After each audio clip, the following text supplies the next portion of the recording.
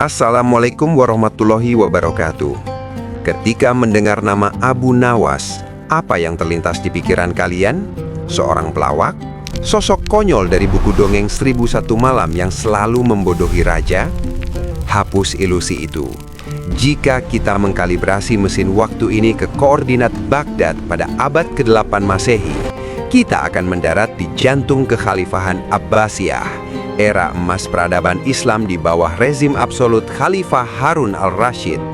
Di bawah kekuasaan mutlak, satu kata yang salah bisa membuat kepalamu terpisah dari badan. Dan disinilah hidup seorang penyair jenius berdarah Arab Persia bernama asli Abu Ali Al-Hasan. Dia menggunakan komedi bukan sekadar untuk melucu. Komedi adalah survival mechanism, sebuah kamuflase brilian untuk menyembunyikan kritik sosial, logika tingkat tinggi, dan perang psikologis melawan para penguasa dan orang pelit. Saya The Rider. Singkirkan buku dongeng kalian. Mari kita bedah 7 taktik lateral thinking dari sang master psikologi, sebelum tawa ini berakhir dengan air mata pertobatan.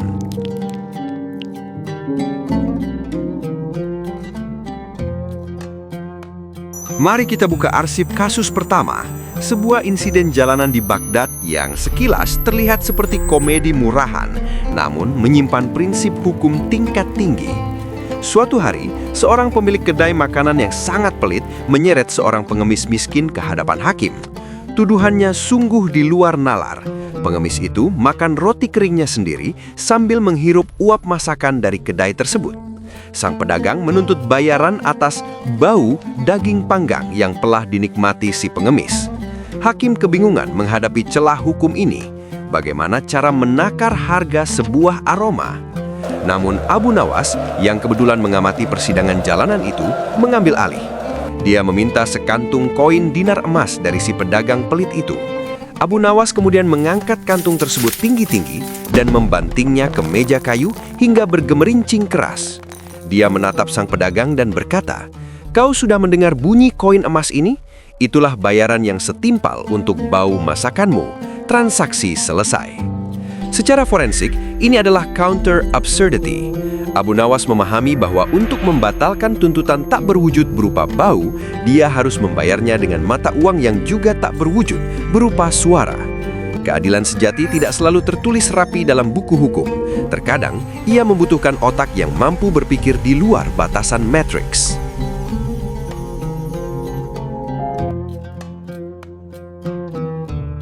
Kasus kedua membawa kita langsung ke jantung kekuasaan, istana Khalifah Harun al-Rashid. Sang penguasa absolut ingin mempermalukan Abu Nawas di depan para menterinya.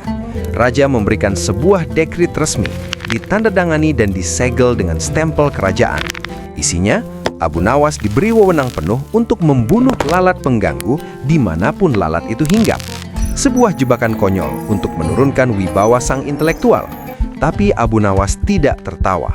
Matanya yang tajam memindai algoritma jebakan itu dan menemukan sistem exploit atau celah hukum yang mematikan. Dia tidak menolak. Dia mengambil sebuah tongkat besi pelindung istana yang berat. Dia menunggu dengan sabar, layaknya penembak jitu yang menunggu angin reda. Hingga akhirnya seekor lalat hinggap tepat di atas hidung sang khalifah. Tanpa ragu sebongkah debu pun, Abu Nawas mengayunkan tongkat itu dan memukul wajah sang penguasa dunia. Istana terdiam, udara membeku, pasukan penjaga serentak mencabut pedang. Tapi Abu Nawas dengan tenang mengangkat dekret berstempel kerajaan tersebut. "Aku hanya menjalankan perintah paduka untuk membunuh lalat dimanapun ia hinggap," katanya dingin. Disinilah letak kejeniusannya. Abu Nawas menggunakan senjata paling mematikan milik sang tiran, yaitu otoritas tertulisnya sendiri untuk menyerang balik sang tiran. Sebuah serangan balik psikologis yang membuat raja dibungkam oleh tanda tangannya sendiri.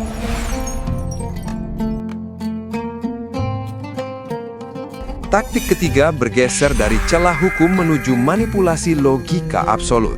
Sang khalifah masih belum menyerah. Di bawah taburan bintang Baghdad, ia melempar sebuah pertanyaan tak terukur. Berapa jumlah pasti bintang di langit malam ini? Ini adalah jebakan unfalsifiable premise. Jika sang penyair menyebut angka sembarangan, ia bisa dieksekusi karena berbohong. Keesokan harinya, sang penyair datang ke istana. Ia tidak membawa tumpukan perkamen hitungan atau alat astronomi astrolab. Ia justru menuntun seekor keledai berbulu lebat. Di hadapan raja dan para menterinya, ia menjawab dengan tenang, "Jumlah bintang di langit persis sama dengan jumlah bulu keledai ini, Paduka. Jika Paduka meragukan akurasi perhitunganku, silahkan cabut dan hitung sendiri satu persatu." Skakmat kedua. Secara psikologis, ia menggunakan taktik reverse burden of proof. Ia membalikkan beban pembuktian kembali kepada sang penanya dengan menggunakan objek substitusi yang sama mustahilnya untuk dihitung. Sang tiran kembali terdiam, dikalahkan oleh kecerdasan jalanan yang meretas hukum ruang dan waktu.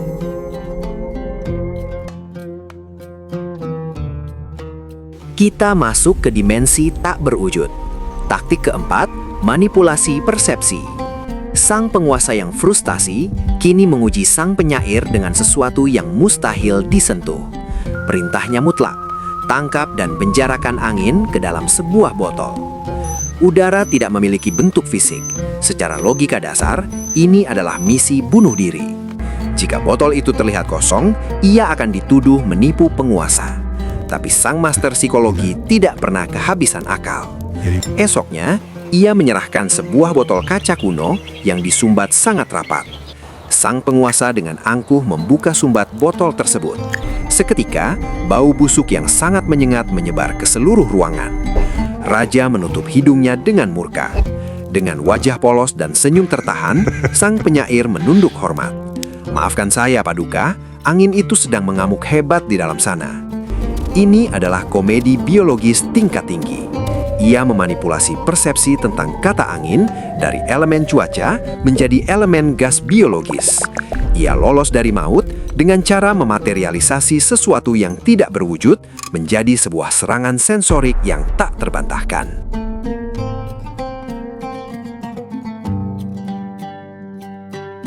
Taktik kelima adalah panggung ilusi terbesar.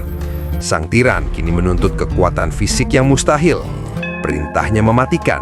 Pindahkan istanaku ke puncak gunung atau lehermu yang akan dipindahkan dari tubuhmu. Secara teknis ini bukan teka-teki logika, melainkan vonis mati yang dibungkus dengan perintah kerja. Tapi sang master psikologi merespons dengan senyuman. "Baik, Paduka, beri aku waktu." Pada hari yang ditentukan, sang penyair berdiri di puncak gunung berbatu. Ia berteriak lantang ke arah istana di bawahnya. "Aku sudah bersiap, Paduka. Tolong angkat istana ini dan letakkan ke atas pundakku agar aku bisa membawanya." Ini adalah teknik reverse engineering.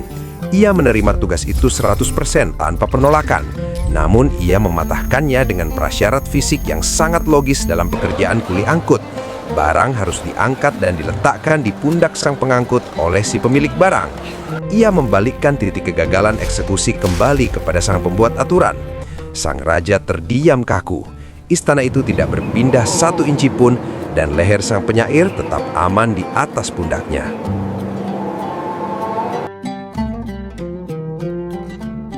Taktik keenam bukan lagi tentang mengalahkan raja, melainkan menampar kewarasan umat manusia. Suatu malam, tetangga Abu Nawas melihatnya merangkak di bawah lampu jalan raya. Ia sedang mencari sebatang jarum yang hilang. Mereka pun ikut membantu mencari. Setelah lama tidak ketemu, seseorang bertanya, "Wahai Abu Nawas, di mana tepatnya jarum itu jatuh?" Sang penyair menunjuk ke arah rumahnya yang gelap gulita. "Di dalam rumahku." Para tetangga marah dan menganggapnya gila. "Mengapa kau mencarinya di jalanan jika jatuhnya di dalam rumah?" Abu Nawas menghentikan pencariannya, menatap tajam ke arah mereka dan menjawab, "Karena di dalam sana gelap dan di luar sini terang benderang." Jangan tertawa, ini adalah sindiran filosofis tingkat tertinggi. Jarum itu adalah kebahagiaan, kedamaian, atau bahkan Tuhan. Rumah yang gelap adalah hati dan jiwa kita sendiri, sementara lampu jalan adalah gemerlap dunia, harta, dan tahta. Betapa seringnya manusia modern kehilangan sesuatu di dalam jiwanya, namun sibuk mencarinya di luar sana, hanya karena di luar terlihat lebih terang dan menjanjikan. kita menertawakan Abu Nawas, padahal kitalah yang sedang ditertawakan olehnya.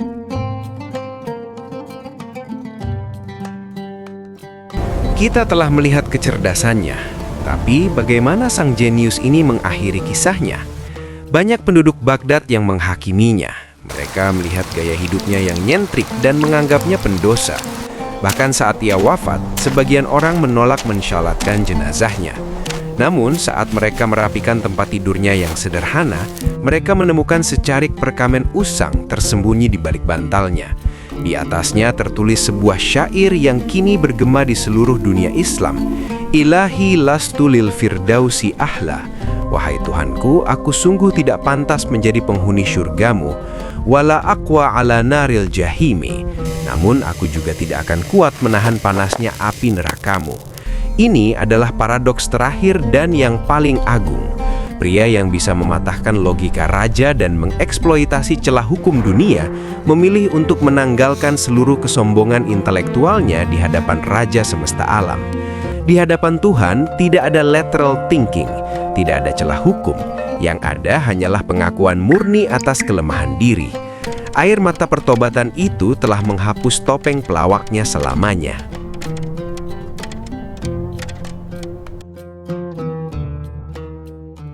Itulah Abu Nawas. Di balik topeng pelawak yang ditertawakan dunia, tersimpan otak seorang grandmaster catur yang selalu berpikir 5 langkah ke depan. Dia menggunakan komedi sebagai perisai dan absurditas sebagai pedang untuk melawan kezaliman. Namun pada akhirnya, sang jenius mengajarkan kita satu pelajaran paling penting. Kecerdasan tertinggi bukanlah kemampuan untuk mengalahkan argumen seorang raja di dunia, melainkan kemampuan untuk menyadari kelemahan dan kebodohan diri saat bersujud di hadapan Raja semesta alam. Jadikan kecerdasan kalian sebagai alat untuk membela kebenaran, bukan untuk menyombongkan diri. Saya, The Rider. Jangan pernah meremehkan kekuatan di balik sebuah tawa. Sampai jumpa di dimensi sejarah berikutnya. Wassalamualaikum warahmatullahi wabarakatuh.